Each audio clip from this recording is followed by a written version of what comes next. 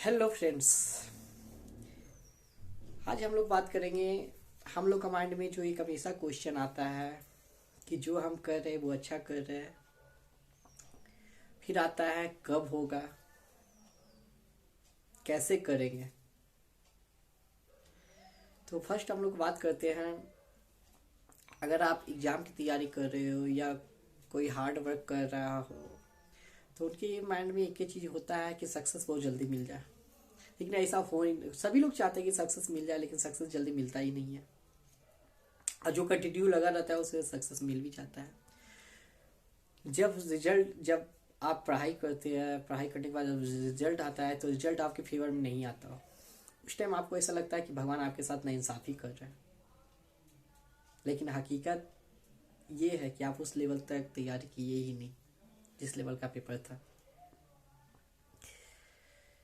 तो देखिए, इस छोटा सा एक कहानी है, उस कहानी से मतलब से है एक ही चीज़, उद्देश्य है कि जब आप तैयारी करते हैं किसी भी चीज़ का, एग्जाम नहीं, किसी भी एग्जाम का, बड़े एग्जाम का, तो इसमें आपको हताश नहीं होना चाहिए। मेहनत से काम कीजिए, रिजल्ट आज नहीं तो कल होगा ही होगा। तो देखिए, एक छोटा सा स्टोरी का हम स्टार्ट करते हैं। एक बार की बात है, किसी एक गांव में एक औरत के घर में एक पुत्र पैदा लिया। उस औरत का पुत्र बहुत ही सुशील था, बहुत ही सुंदर खूबसूरत था। तो उस बच्चे को किसी भी तरह की बीमारी नहीं आता, पर परिवार गांव वाले पूरा जश्न मनाया। बच्चा जैसे ही बड़ा होते गया, माँ भी खुश होती गई। अचानक एक दिन बच्चा खेलते खेलते में उसका उंगली कट जाता है। तब उस दौरान उसकी माँ दौड़ी आती है और बच्चे को देखती है कि उसकी उंगली हुआ है। तो जैसे ही कटा हुआ देखती है तो माँ उसे उठाए हुए कहती है, या भगवान जी, ये क्या अनर्थ कर दिए। जो भी देना था तो हमें हमारे ही घर में ये आपको देना था। मीन्स जो माइंड में था, उस औरत ने ईश्वर को सब सब बोल दिया। उसी दौरान एक समय की बात है, उस गांव में उस गांव में एक राक्षस आया। उस राक्षस का काम ही था उस राक्षस का काम था कि छोटे छोटे बच्चे को बलि चढ़ाया जाए, जिससे उसकी शक्ति बहुत ज़्यादा शक्तिशाली हो जाए। तो उस राक्षस ने सोचा उस गांव में जाने का। उस गांव में गया, सभी बच्चा को किडनैप करने लगा बलि चढ़ाने के लिए। इस बच्चा को भी किडनैप कर लिया। जब उस बच्चा को किडनैप किया तो माँ फिर बोली कि भगवान, ये क्या अनर्थ हो गया, बच्चा किडनैप हो गया। और जब उसके बाद जब राक्षस बलि चढ़ाने के लिए ले गया सभी बच्चा को, जब बलि चढ़ा रहा था तो सभी बच्चा को बलि दे दिया।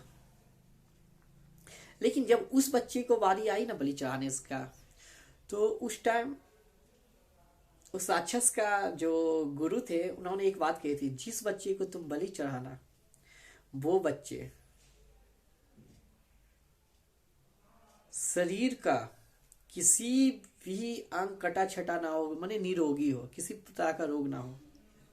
जैसे उस राक्षस ने उसे बलि चढ़ाने के लिए कोशिश किया, उसी समय उस राक्षस का नजर उस बच्चे को उंगली पे आया। उंगली कटा हुआ था। जब उंगली कटा हुआ था तो उस राक्षस ने उस बच्चे को छोड़ दिया।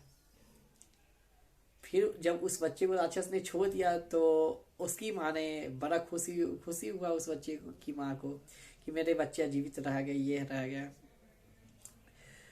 उसके बाद जब जीवित रहे हैं तो राक्षस ने तो अपना गुरु का बात मान ली।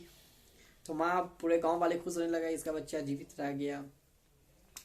उसकी माँ भी फिर भगवान कहने लगा, भगवान बहुत मीन्स भगवान के अच्छा कहने लगे कि जो होता है वो अच्छे के लिए होता है।